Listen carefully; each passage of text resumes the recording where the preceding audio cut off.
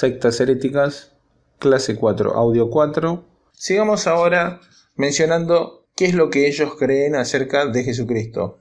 Coinciden en cuanto a la esencia de quién es Jesucristo, pero se distancian en la práctica de su autoridad.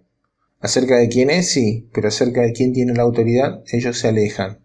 Dicen que el Papa ahora es el que tiene la autoridad, porque el Papa es el vicario de Cristo, el sustituto de Cristo, el representante. El Papa es la cabeza de la Iglesia y ejerce la misma autoridad que Cristo, ahora que Cristo no está acá en la tierra. Cuando en realidad el Señor Jesucristo nunca ha dejado de ser autoridad de la Iglesia, ¿no? Así que esto es lo que ellos creen. Creen que Jesucristo es Dios, es Hijo de Dios. En esencia creen lo mismo que nosotros acerca de Jesucristo, pero en realidad en la práctica, en cuanto a su autoridad, la autoridad de Cristo en la Iglesia, no creen lo mismo. Porque lo que creen es que es el Papa el que ahora es representante, vicario de Cristo, y el que tiene la autoridad en la Iglesia en la actualidad ahora. La misma autoridad que tuvo Cristo es la que el Papa tiene ahora. Siendo que Cristo nunca dejó de ser la autoridad de la Iglesia, ¿no? Fíjense cómo dice Efesios capítulo 4, versículo 15 y 16. Sino que siguiendo la verdad en amor, crezcamos en todo en aquel que es la cabeza. Esto es Cristo, de quien todo el cuerpo bien concertado y unido entre sí por todas las coyunturas que se ayudan mutuamente, según la actividad propia de cada miembro, recibe su crecimiento para ir edificándose en amor. Dice que crezcamos en todo en aquel que es la cabeza, esto es Cristo. Así que el Señor Jesucristo sigue siendo la cabeza. Pero bueno, ellos creen en el papado.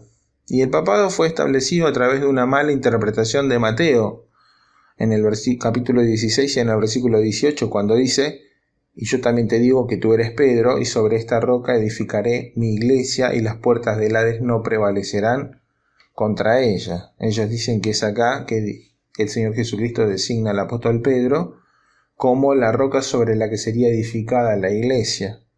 Entonces tendría ese poder, esa representación, sería la cabeza, la autoridad. Es lo que ellos dicen, según lo que interpretan de este pasaje. Recuerden que nosotros no podríamos leer la Biblia por nosotros mismos e interpretarla. Ellos creen acerca de la Biblia que son los depositarios de la palabra de Dios y que son los que tienen que enseñarla, y que para poder enseñar a otros la palabra tienen que ser interpretada primero por la propia Iglesia Católica. Así que para que nosotros supuestamente podamos entender este pasaje, este versículo bíblico, dependemos primero de la interpretación que ellos hagan. Y esa es la interpretación que ellos hacen, una interpretación errónea, entendiendo que es Pedro el sustituto entonces de Cristo como representante y como cabeza de la iglesia en este lugar. Aquí dice el versículo: y yo también te digo que tú eres Pedro, y sobre esta roca edificaré mi iglesia. La palabra Pedro ahí se traduce del griego Petros, que significa un pedazo de roca, es decir, una roca más pequeña, es solamente un pedacito de la roca, un pedazo de roca, una roca más pequeña, podría decirse. Entonces ahí dice: y yo te digo que tú eres Pedro, Petros, un pedazo de roca. Y sobre esta roca, la palabra roca es Petra. Fíjense que la diferencia es muy mínima, ¿no? Tú eres Pedro, Petros, y sobre esta roca, Petra, edificaré mi iglesia. Y la palabra Petra es femenino, sería roca, y significa una gran masa de roca. Bueno, nos queda un poquitito más claro, ¿no? Pienso que para que podamos entender este pasaje, tratar de entenderlo más claramente, podríamos hacernos la idea de la propia conversación del Señor Jesucristo con Pedro, tal vez frente a frente. Entonces el Señor Jesucristo le dice a Pedro, mirándole: tú eres Petros, tú eres una piedra pequeña. Y señalándose luego a sí mismo, el Señor Jesucristo dice: y sobre esta roca, yo soy la roca, sobre esta roca edificaré mi iglesia. Pienso que es una ayuda hacernos esta imagen visual para la interpretación del pasaje. Pedro es Petros, una piedrita pequeña, pero la roca es el Señor Jesucristo. Fíjense como dice en Isaías capítulo 28, versículo 16. Por tanto así dice el Señor Dios, he aquí pongo por fundamento en Sión una piedra probada, angular, preciosa, fundamental, bien colocada. El que crea en ella no será perturbado. Una roca en la que hay que creer. En Pedro no necesitamos creer. En el Señor Jesucristo necesitamos creer. Pedro es una piedra. Cristo es una roca. Fíjense cómo dice 1 Corintios capítulo 3, versículo 10. Conforme a la gracia de Dios que me ha sido dada, yo, dice Pablo, como perito arquitecto puse el fundamento. El fundamento es Jesucristo. Él puso ese fundamento. Y otro edifica encima, pero cada uno mire cómo sobreedifica, porque nadie puede poner otro fundamento que el que está puesto, el cual es Jesucristo. Él es una roca, una gran roca. Él es el fundamento, no es una piedra pequeña, como Pedro, ¿no? Fíjense Efesios capítulo 2, versículo 19.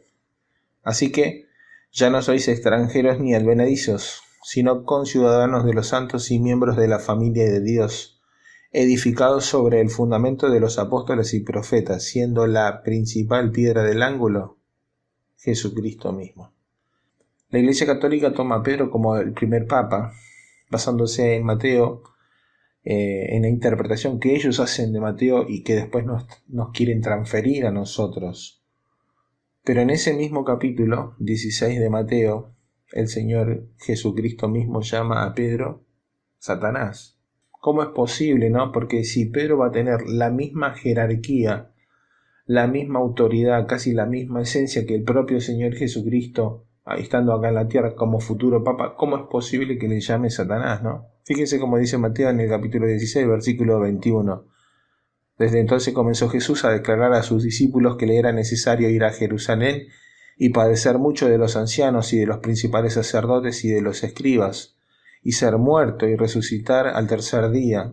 Esto es lo que el Señor Jesucristo empezó a declararles a sus discípulos. Entonces Pedro, dice el versículo, tomándolo aparte, comenzó a reconvenirle. Pedro estaba reconviniendo al Señor, diciéndole, Señor, no vayas a aquel lugar, no vayas allí. Es increíble, ¿no? Entonces Pedro comenzó a reconvenirle, tomándolo aparte y diciéndole, Señor, ten compasión de ti mismo, en ninguna manera esto te acontezca. Pero él, dice, acerca del Señor Jesucristo, volviéndose, le dijo a Pedro, quítate delante de mí, Satanás.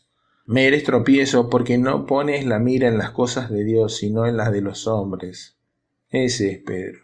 Nosotros leemos en las Escrituras la vida de Pedro y lo vemos como un hombre común, sencillo, como un hombre pecador, ¿no?